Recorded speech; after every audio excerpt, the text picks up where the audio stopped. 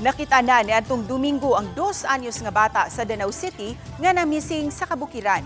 Mga alas 6 sa gabi ni atong Sabado, di-alarma sa mga otoridad ang Batang Lalaki nga taga-barangay Ginakod. Gi-report nga nawala kini sukad alas 4 pa sa hapon ug wala mipauli. Milanat hangtod sa Sabado sa gabi ang pagpangita kaniya nga gihimo sa taga-DRRMO, kabombiruhan ug kapulisan.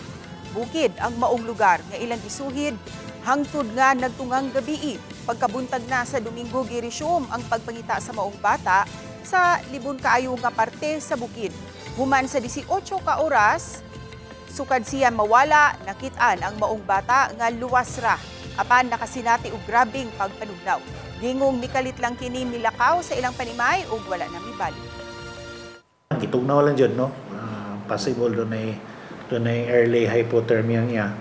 Mo to nga tagaan dayon nato og thermal blanket dayon pag rescue nato. So nalipay lang punta at least wala gid maun sa ang bata ba.